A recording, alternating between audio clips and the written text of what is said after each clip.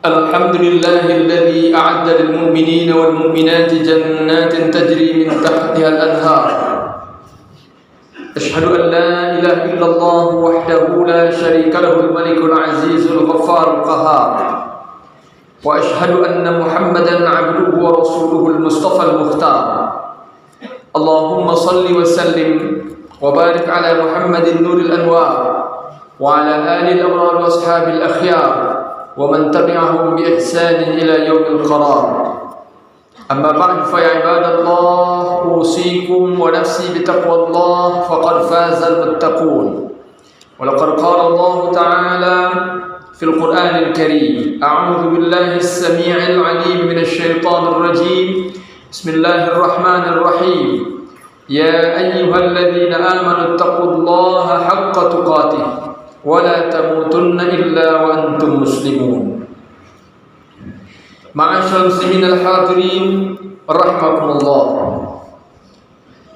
Bila kita perhatikan kondisi yang terjadi di tengah-tengah masyarakat kita, maka kita bisa melihat sekaligus merasakan betapa telah terjadi kerusakan yang sangat parah hampir di seluruh sisi kehidupan, hampir di seluruh lini kehidupan. Dalam hal kehidupan beragama misalnya, lihatlah bagaimana manusia hari ini tidak lagi melihat agama sebagai urusan yang penting. Berapa banyak di antara orang-orang hari ini meskipun mengaku beragama Islam, tapi menjadikan Islam sebagai prioritas terpenting dalam kehidupan, menjadikan urusan ketaatan kepada Allah sebagai hal terpenting dalam kehidupan. Indikatornya relatif gampang untuk kita lihat, di mana hari ini masjid-masjid, musola-musola yang selalu penuh, ramai, sesak dihadiri oleh orang-orang salat berjamaah di awal waktu. Di mana hari ini masjid-masjid, musola-musola dihadiri oleh kaum muslimin untuk menuntut ilmu, belajar dari para ulama, mempelajari Quran, hadis, akidah, tafsir dan lain sebagainya dengan sungguh-sungguh. Belum lagi bahkan sampai ke level orang-orang yang dianggap sebagai ulama di tengah-tengah umat pun juga tidak sedikit yang mempermainkan agama, bahkan sampai menjadi pelaku kemaksiatan yang sangat memilukan dan memalukan. Dalam hal kehidupan politik, orang semakin merasa biasa menghalalkan segala cara demi meraih kekuasaan, meraih jabatan. Tidak sedikit orang bahkan tega mengangkangi konstitusi, mengangkangi hukum demi memuluskan apa yang dia inginkan. Dalam hal ekonomi pun begitu. Orang tidak lagi menganggap riba sebagai sesuatu yang harus dijauhi dengan sungguh-sungguh. Padahal apa kurangnya dalil dalam Quran dan hadis tentang betapa murka dan marahnya Allah kepada orang-orang yang menjadi akil riba, pemakan riba, dan seterusnya. Ma'asyiral hadirin rahimakumullah. Daftar panjang problem sosial yang kita saksikan itu memang harus menjadi bahan perhatian kita, menjadi bahan keprihatinan setiap muslim, dan orang-orang beriman memang harus selalu peduli dengan apa yang terjadi di tengah-tengah masyarakat. Rasul ingatkan dalam hadis, "Man lam yahtamma bi amril muslimin falaysa minhum." Siapa yang tidak peduli dengan urusan kaum muslimin, dia hanya asik dengan urusannya saja, dia hanya asik dengan urusan perutnya saja, dapurnya saja, anaknya, istrinya saja, tidak memikirkan tentang bagaimana umat ini, bagaimana bangsa ini, bagaimana generasi masa depan dan seterusnya. Man lam yahtamma bi amril muslimin, siapa yang tidak peduli dengan urusan kaum muslimin, falaisa minhum, dia bukan bahagian dari orang muslim itu. Maka karenanya ketika kita prihatin dengan kondisi kehidupan masyarakat yang tampak semakin rusak dari waktu ke waktu, itu artinya adalah bahwa kita harus menyiapkan diri untuk melakukan sesuatu dan terlibat dalam proses memperbaiki kondisi. Bahwa setiap muslim harus berpikir tentang apa yang bisa dia lakukan untuk memperbaiki kondisi umat ini, memperbaiki kondisi masyarakat, memperbaiki kondisi bangsa dan negara.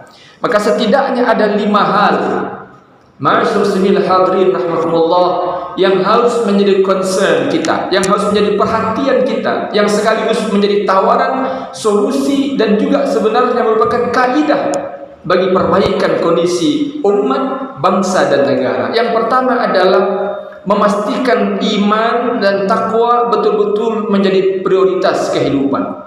Ketika Allah Subhanahu wa taala tegaskan dalam surah Al-A'raf ayat 96, "Walau anna ahlal qura amanu wattaqau la fatahna 'alaihim barakatin minas sama'i wal ard walakin kadzdzabu fa akhadnahum bima kanu yaksibun." Kata Allah, andai saja penduduk suatu kaum, suatu daerah, suatu negara amanu wattaqau, beriman dan bertakwa kepada Allah, la fatahna 'alaihim barakatin minas sama'i wal ard, pasti akan kami limpahkan, kami akan bukakan pintu-pintu keberkahan dari langit dan bumi. Walakin kadzdzabu fa akhadnahum bima kanu yaksibun, tetapi ternyata mereka justru mendustakan Allah. Mereka tidak beriman, mereka tidak bertakwa. Fa akhadnahum bima kanu yaksibun, maka kami hukum mereka sebagai akibat dari apa yang mereka lakukan itu. Ayat ini merupakan satu dalil di antara banyak dalil dalam Al-Quran dan hadis tentang iman dan takwa sebagai solusi terpenting bagi seluruh urusan umat. Dan inilah yang diabaikan oleh sebagian besar manusia hari ini hampir di seluruh level, mulai dari pemimpin, orang-orang yang diangkat sebagai pemimpin, sampai ke rakyat biasa. Memastikan, menjadikan kembali urusan iman dan takwa sebagai urusan terpenting kehidupan adalah perhatian kita semua, sekaligus tawaran solusi yang harus kita perjuangkan bersama-sama.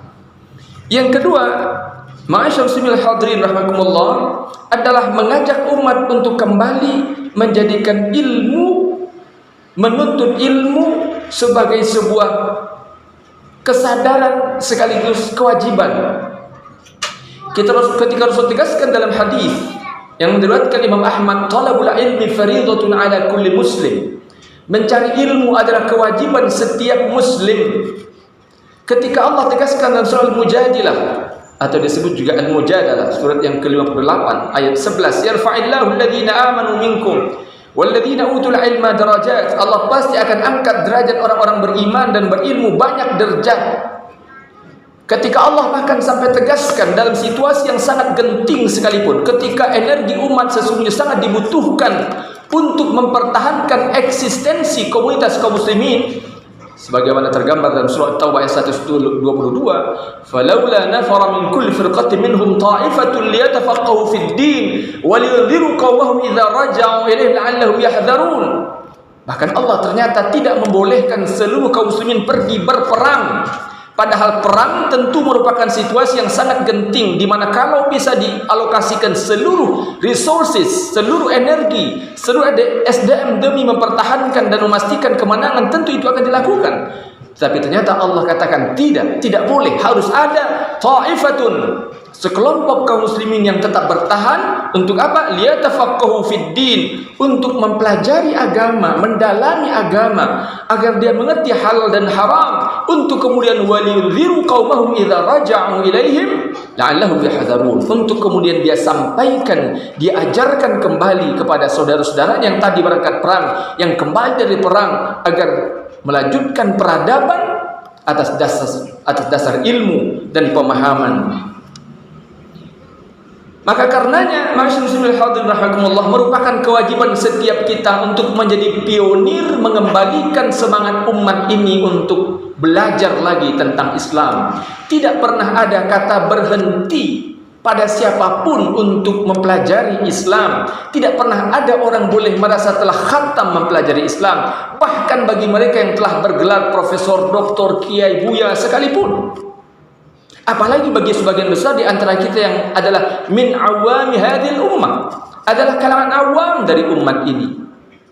Bahkan untuk sekadar berefleksi tentang kepahaman kita tentang Al-Quran saja misalnya.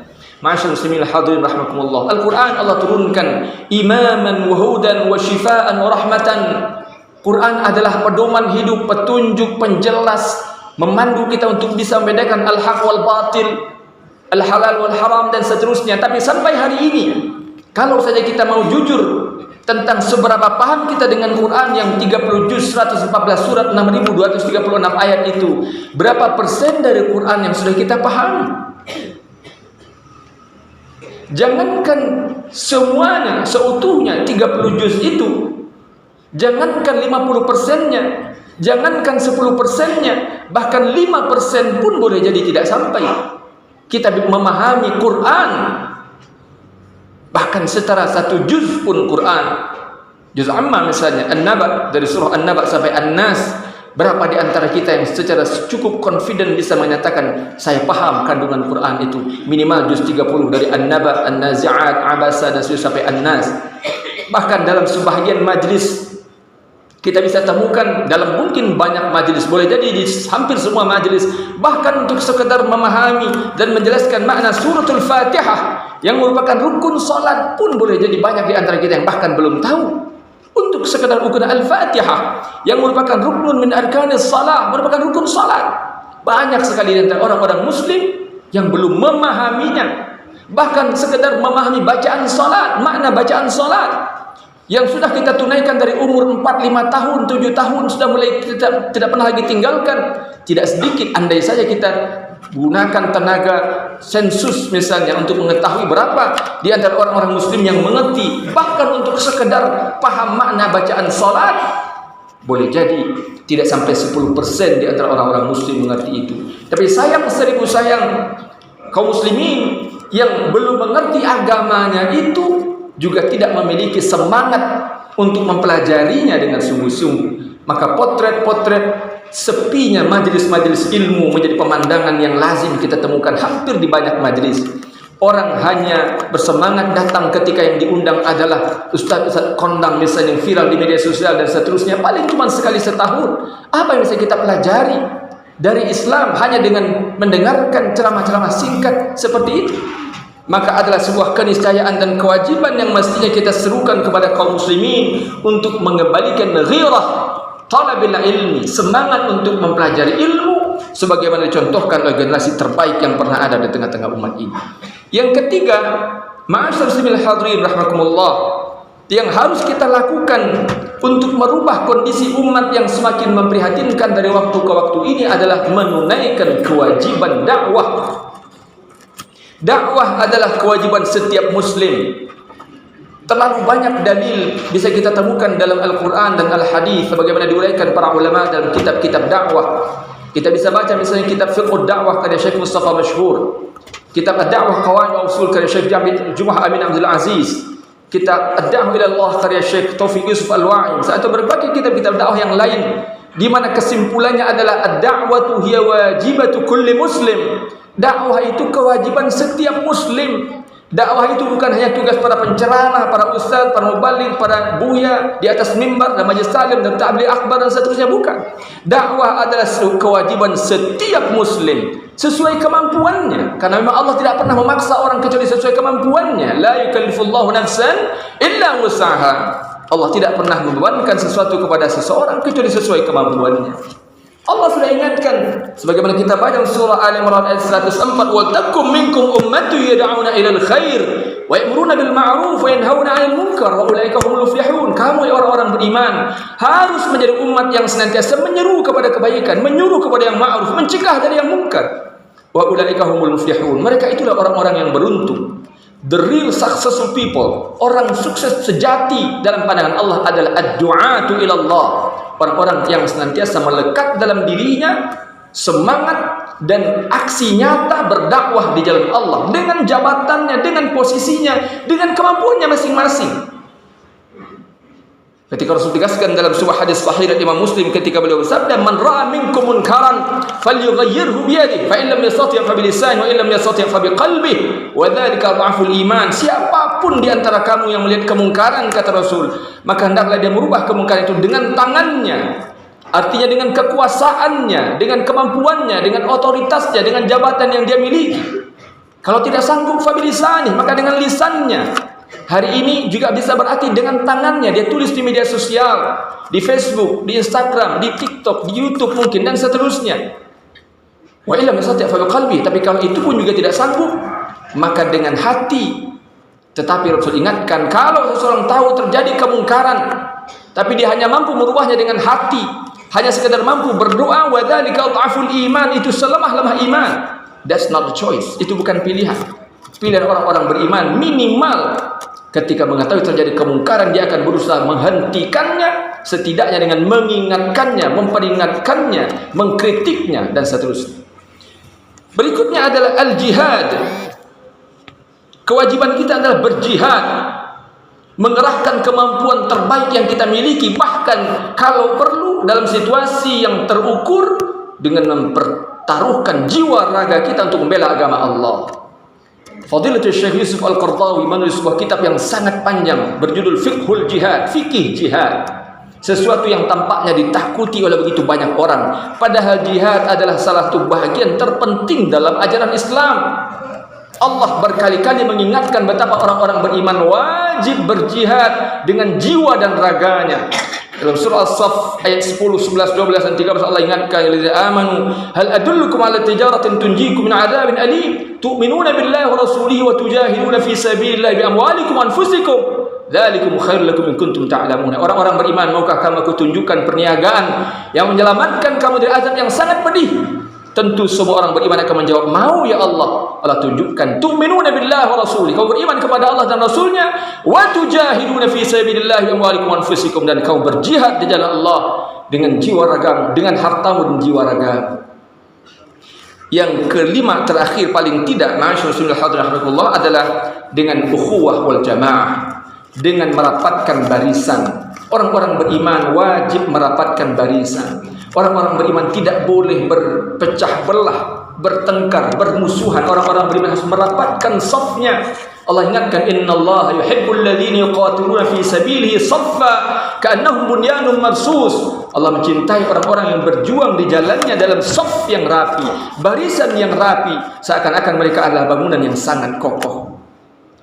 Barakallahu li wa lakum fil Qur'anil azim wa nafa'ani wa iyyakum bima fihi minal ayati wadh-dhikril hakim wa taqabbalallahu minni wa minkum tilawatahu innahu huwas samiul alim. Aqulu qawli hadha wa astaghfirullahal azim li wa lakum wa lisa'iril muslimin wal muslimat wal mu'minin wal mu'minat fastaghfiruhu innahu huwal ghafurur rahim.